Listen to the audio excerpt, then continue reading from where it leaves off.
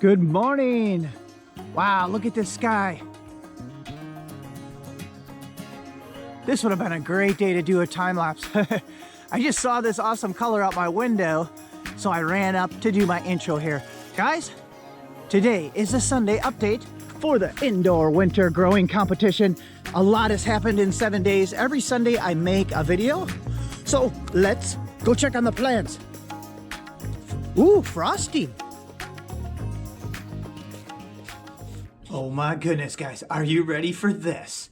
In only 7 days, look what's happened. Wow, look at this beautiful plant. Guys, this thing is probably 5 times bigger, maybe 10 times bigger than the last video. If you haven't seen that one, go check it out. This watermelon plant is doing incredible. For the people that are new to this challenge, this is an indoor winter growing competition for growing giants. So there's 4 categories. Anybody can join. There's still time to join. This is the giant watermelon category. So this plant is from a 204-pound watermelon. Gantner is the last name of the grower. So this is from a 204-pound watermelon, of course, grown outdoors. Growing a watermelon indoors is my favorite category because it's going to be an amazing challenge. I have done it before. I've grown little tiny ones on purposely, little bush style small ones indoors and harvested them, but it wasn't part of a competition. I just did it for a winter project.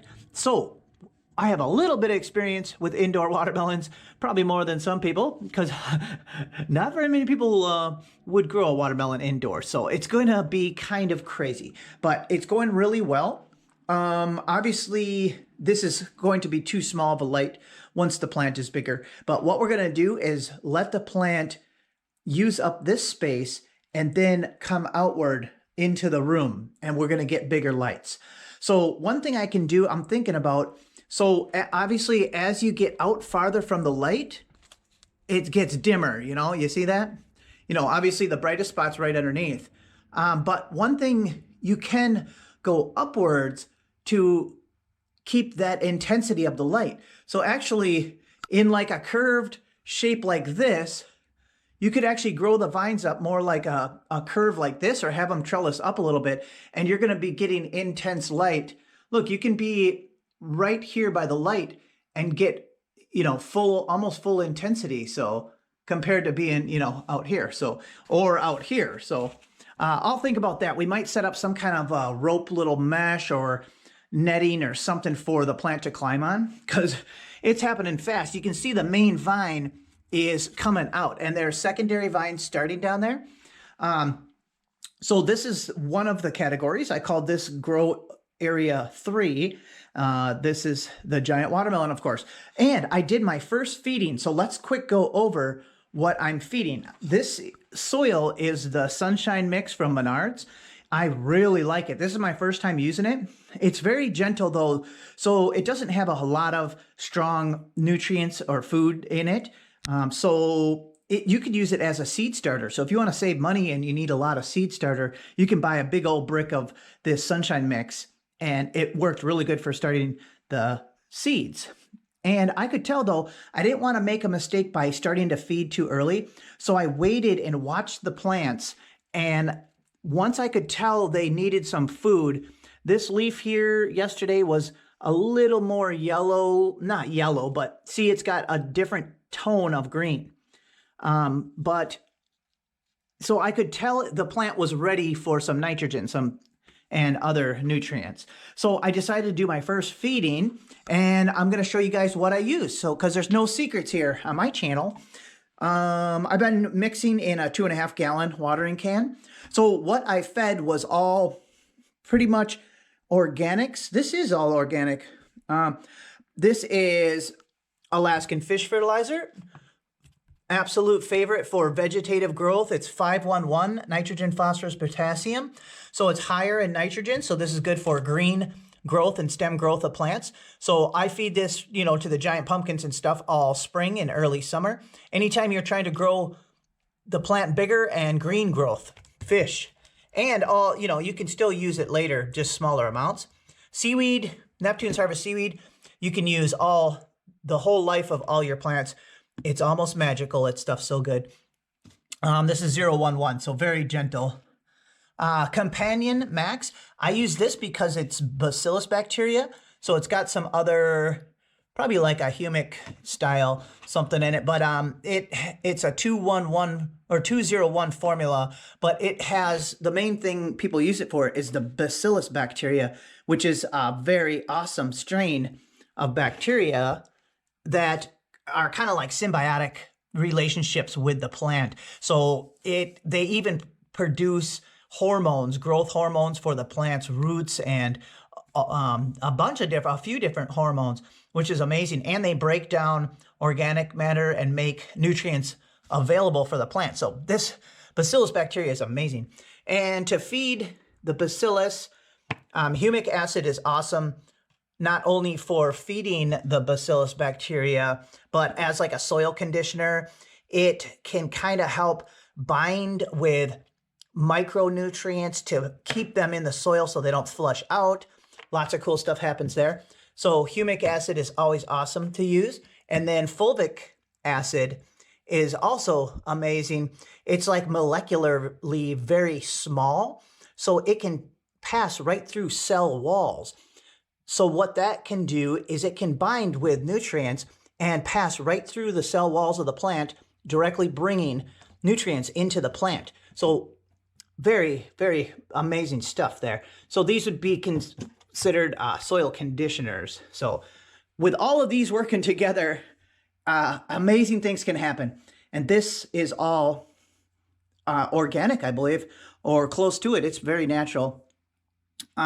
So this is not the main source of like NPK, like the nitrogen, phosphorus, potassium. This is what I'm going to use early. This stuff's all pretty gentle. So I will be using this. I'll probably skip a week and see how the plant acts. We just want to not take any risks because there's no time to start over. So I'm going to watch the plants closely and just try not to take any risks.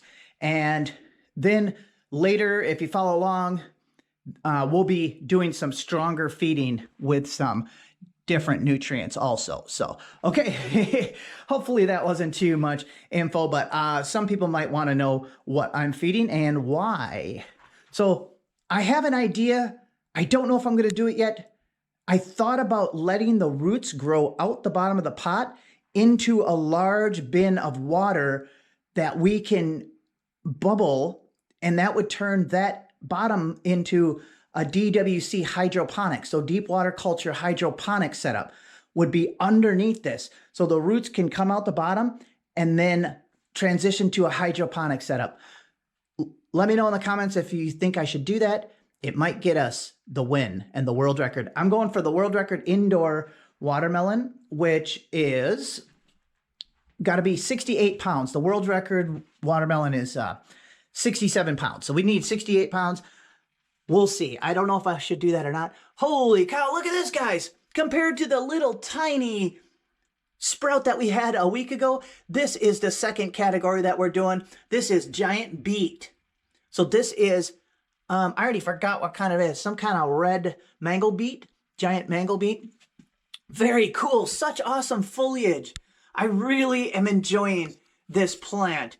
I like all plants, even house plants and stuff like that. So this is just like beautiful as even like a house plant, which is so cool. So it's got its own setup, pretty much like the watermelon, 35 gallons or so, sunshine mix.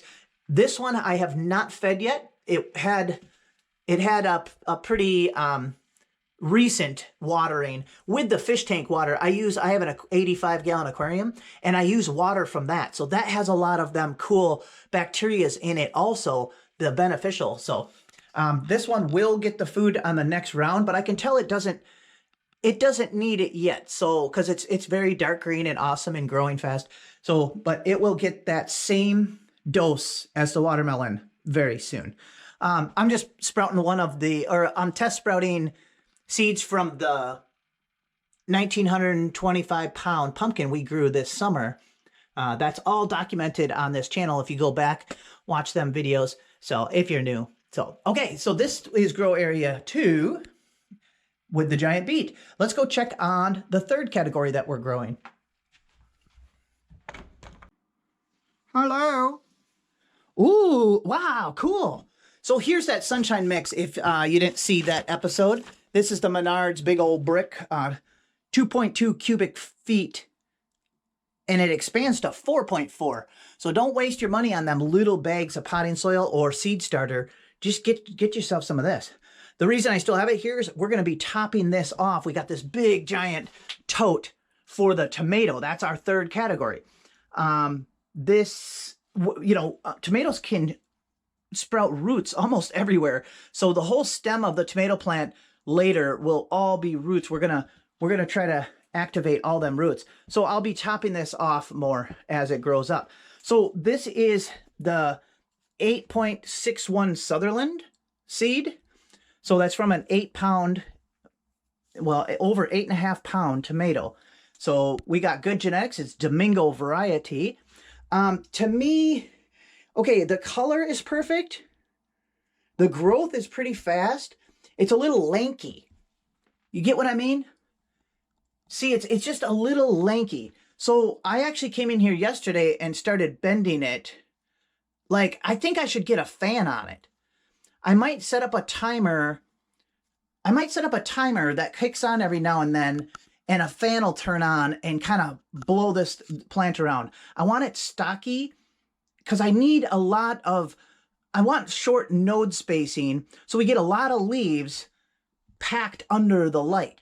So we're going to have to let some branching happen so we get more leaves under the light. We want lots of photosynthesis energy to try to get our fruit growing.